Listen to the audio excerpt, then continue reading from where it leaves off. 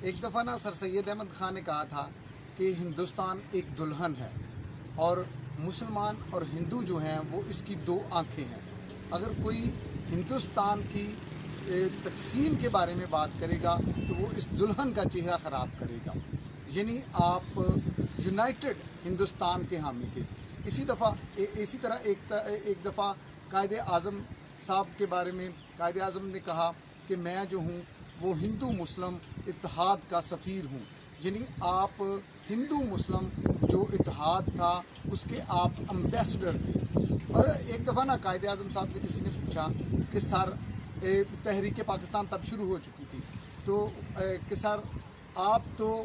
United Hindustan کے حامی تھے اور آپ تو ہندو مسلم اتحاد کے جو تھے وہ سفیر تھے، تو اب کیا ہوا کہ آپ نے علیحدہ ملک کے لیے کوشش شروع کر دی؟ تو قائد اعظم صاحب نے بڑا خوبصورت جواب دیا۔ قائد اعظم صاحب نے کہا کہ میں ایک زندہ انسان ہوں اور حالات کے مطابق میرے خیالات بھی چینج ہو جاتے ہیں۔ تو یہ کون سے حالات تھے جنہوں نے سر سید احمد خان جو ہندوستان کو دلہن کہتے تھے اور مسلمان اور ہندو قوم کو وہ کہتے تھے کہ وہ اس کی آنکھیں ہیں، یعنی اس کی تقسیم ہی ممکن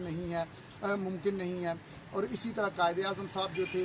وہ بھی ہندو مسلم اتحاد کے سفیر تھے، یونائٹڈ ہندوستان کے حامی تھے۔ تو کون سے حالات تھے جنہوں نے ان دونوں شخصیتوں کو مجبور کر دیا کہ وہ ایک علیحدہ ملک کا مطالبہ کریں، ایک علیحدہ ملک کے لیے جد و جہد شروع کریں؟ تو دیکھیں نا، بہت پیچھے اگر ہم جائیں نا تو ایک ٹرم استعمال کی جاتی ہے ہندواتا، اور یہ آج کل یہ ہندو نیشنلزم کے نام سے اور اس نام سے بھی یہ موجود ہے، اور اس کے جو اس ٹرم کو استعمال کرنے والے تھے نا وہ وی ڈی کے سروارکر تھے، انہوں نے یہ ٹرم استعمال کی۔ اور ہندواتا کا ایجنڈا کیا ہے، ہندواتا کا جو ہے وہ مقصد کیا ہے، ان کے ماٹوز کیا ہیں، ان کے کیا وہ چاہتے ہیں، کیا وہ کرنا چاہتے ہیں؟ وہ کہتے یہ ہیں کہ اگرچہ کوئی شخص سن آف سول ہے، اگرچہ کوئی شخص اس انڈس کلچر سے تعلق رکھتا ہے، یہاں کا باشندہ ہے، لیکن اس کا مذہب ہندو نہیں ہے تو وہ اس دھرتی سے وفادار نہیں ہے۔ یعنی یہ بات جب وہ کہتے ہیں تو وہ پھر یہ انڈائریکٹلی یہ کہتے ہیں کہ اگرچہ مسلمانوں نے جو ہے وہ اسلام کو قبول کیا، وہ اسی دھرتی کے تھے، لیکن جو ہی انہوں نے مذہب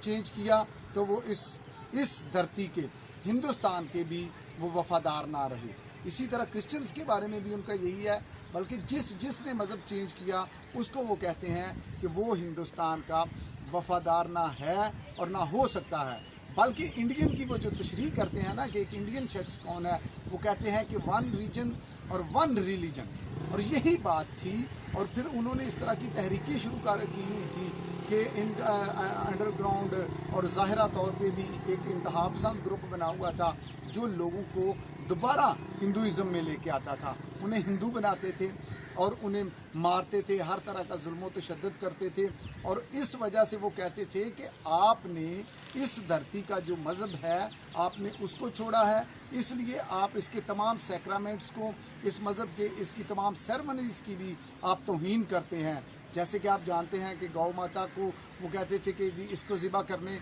کی بھی وہ سزا دیتے تھے، بڑے فسادات ہوتے تھے۔ اس طرح کے مسائل جب پیدا ہوئے، اس طرح کے حالات جب پیدا ہوئے تو پھر قائد اعظم کو بھی مجبور ہو کے، اور دوسری جو قائد اعظم کے ساتھ مسلم لیگ کی قیادت تھی ان کو بھی مجبور ہو کے علیحدہ وطن کا مسلم لیگ بنانا پڑ گئی، اور پھر انہیں ایک یہ علیحدہ وطن کا مطالبہ انہوں نے شروع کر دیا۔ اور اس وجہ سے جب انہوں نے دو قومی نظریہ پیش کیا تو دو قومی نظریہ یہی تھا کہ ہمارے جو آپس میں ہیں وہ ہمارے سیکرامنٹس، ہماری سیرمنیز جو ہیں وہ مختلف ہیں، جس کی وجہ سے کلیش ہوتا ہے، اس لیے ہم اکٹھے نہیں رہ سکتے۔ اور جب یہ سلسلہ شروع ہوا، ہندواتا نے یہ سلسلہ شروع کیا ان کا، کیونکہ وہ اس شخص کو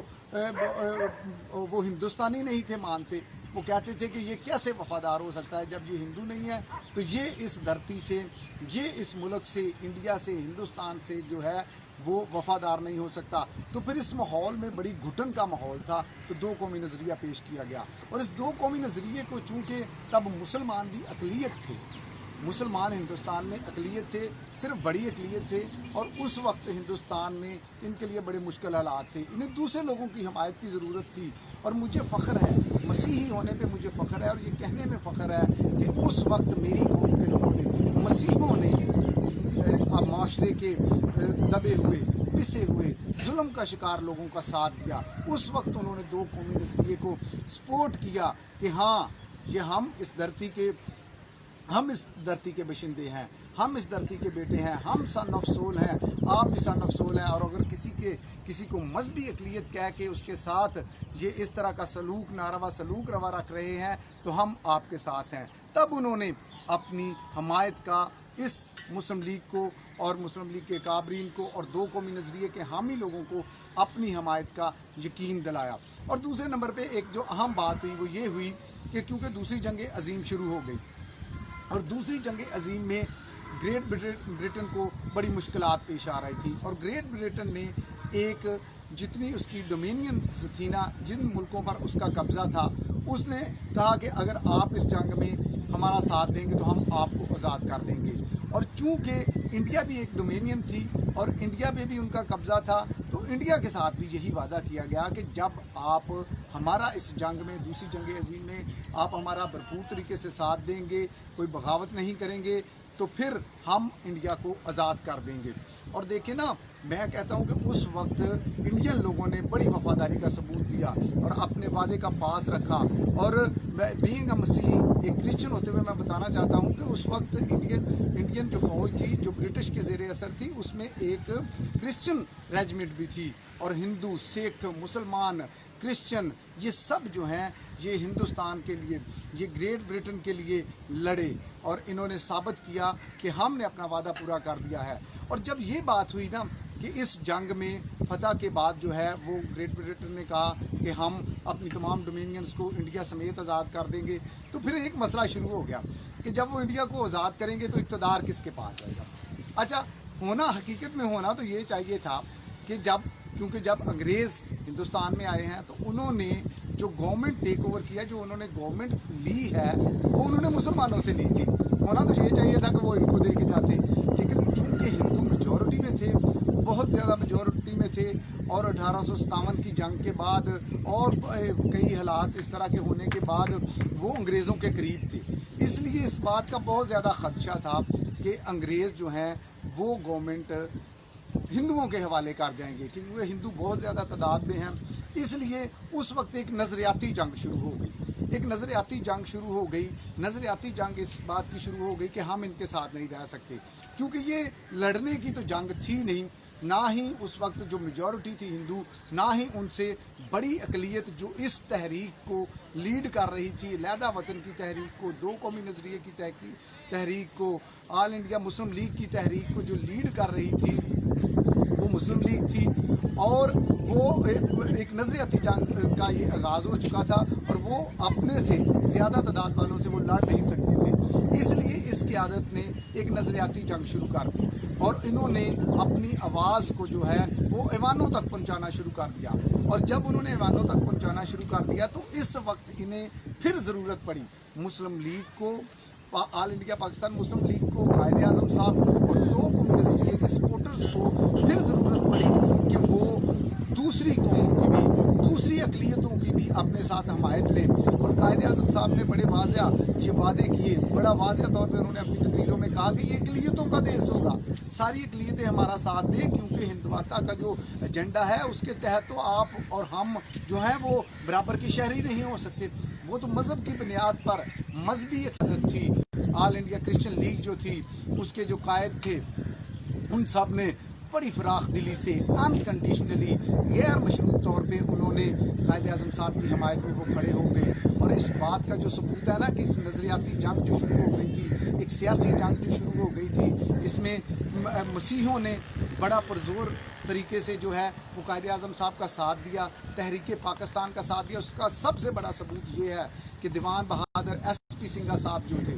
वो उस वक्त यूनाइटेड पंजाब, जो पंजाब अब पाकिस्तान में है और जो पंजाब अब इंडिया में है, ये जब यूनाइटेड था उस वक्त यूनाइटेड पंजाब असेंबली का एक की पोस्ट जो थी, स्पीकर के ओहदे पर जो थे वो SP सिंघा साहब थे। और SP सिंघा साहब ने अपनी गैर मशरूत अनकंडीशनल सपोर्ट का जो है वो कायदे आज़म साहब को यकीन दिलाया था। और यकीन कैसे दिलाया था, उन्होंने जब मास्टर तारा सिंह ने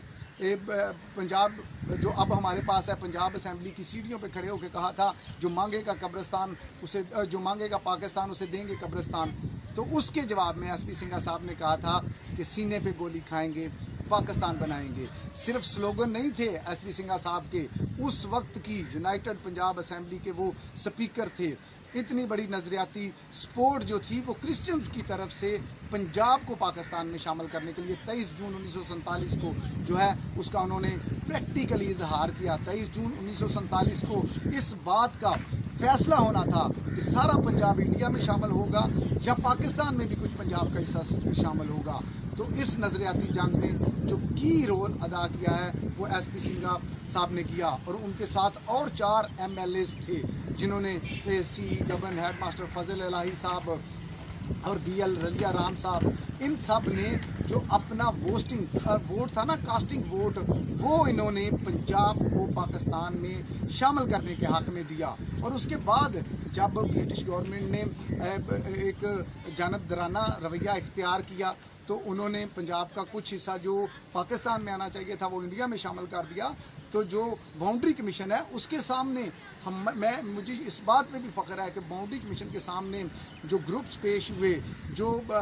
उधर लोग गए, सियासी क़यादत गई, उनमें मेरे गांव में से भी एक शख्स गया, जान सुंदर सिंह साहब, जो उस वक्त मेरा तलक शांति नगर खानेवाल मुल्तान डिवीज़न से है और वो उस वक्त मुल्तान की ज़िला कौंसिल के मेंबर थे। आज भी ये तारीख़ की किताबों में लिखा हुआ है। अगरचे तारीख़ दानों ने कोशिश की है और उन्होंने बहुत कम इस बात को हाईलाइट करने की कोशिश की है, दरसी कुतुब में इस बात को बहुत कम शामिल किया है, लेकिन फिर भी ये हकीकतें जो हैं ये मौजूद हैं। आज भी पंजाब असेंबली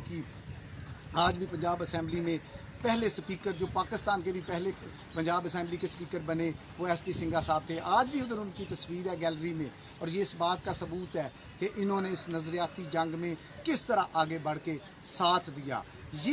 ये वजूहात थी जिनकी वजह से मसीहों ने इस तहरीक का साथ दिया। कायदे आज़म साहब की रिक्वेस्ट थी, कायदे आज़म साहब के वादे थे। आप देखें ना, 2 नवंबर 1941 को अलीगढ़ यूनिवर्सिटी में एक प्रोसेशन, एक जलसा हुआ, तो उधर जो कांग्रेस के एक स्पीकर थे ना, मुंशी साहब, उन्होंने कहा कि पाकिस्तान जब बन जाएगा तो ये एक मजहबी रियासत होगी और वहाँ अक़लियतों के साथ चूतों जैसा सलूक होगा। तो कायदे आज़म साहब ने उसके जवाब में कहा था, नहीं, ये हमारे भाई होंगे, ये यहाँ बराबर के शहरी होंगे। ये कायदे आज़म साहब ने वादा किया। इसी तरह 20 नवंबर 1942 को कायदे आज़म साहब ने एसपी सिंघा साहब की तकरीर के जवाब में कहा था कि अगर आपने हमारा साथ दिया तो हम आपकी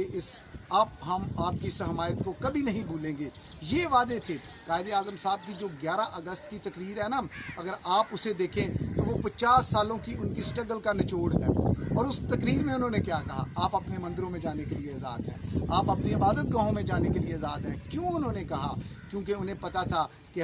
इन्होंने अनकंडीशनल गैर मशरूत इन्होंने हमारी हमायत की है। अब ये बराबर के शहरी हैं, इन्होंने हमारे साथ शाना बशाना खड़े होकर इस नज़रियाती जंग को लड़ा है और जीता है। इन्होंने ये कुर्बानियाँ दी हैं। इन्होंने अपने को रिलीजन, अपने हम मज़हब ब्रिटिश गवर्नमेंट को, ताकतवर लोगों का साथ नहीं दिया, बल्कि इन्होंने माशरे के पिसे हुए अक़लियतों का साथ दिया, अक़लियतों का देश पाकिस्तान बनाया। इसलिए कायदे आज़म साहब की 11 अगस्त की तकरीर आप देखें ना, उन्होंने कहा वक्त के साथ साथ ना कोई यहाँ हिंदू रहेगा, ना कोई गैर मुस्लिम रहेगा, ना कोई मुसलमान रहेगा। इस बात को, ये बात कहने का कायदे आज़म साहब का क्या मतलब था? ये बात कायदे आज़म साहब का कहने का मतलब ये था कि यहाँ सब बराबर के शहरी होंगे, यहाँ मज़हब को हथियार के तौर पे इस्तेमाल नहीं किया जाएगा, यहाँ किसी को मजहबी अक़लियत कह के उसके साथ इम्तियाजी सलूक नहीं किया जाएगा। ये कायदे आज़म साहब के वादे थे जिनकी वजह से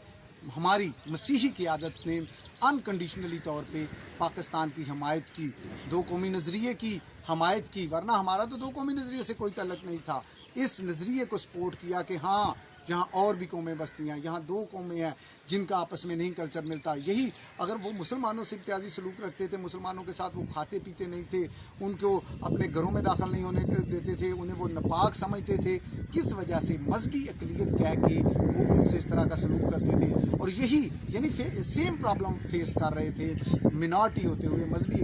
अक़लियत होते हुए क्रिश्चियन और मुसलमान। और इस नज़रियाती जंग में फिर आगे बढ़ के साथ दिया। तीसरी बात जो थी तहरीक पाकिस्तान की हिमायत करने की,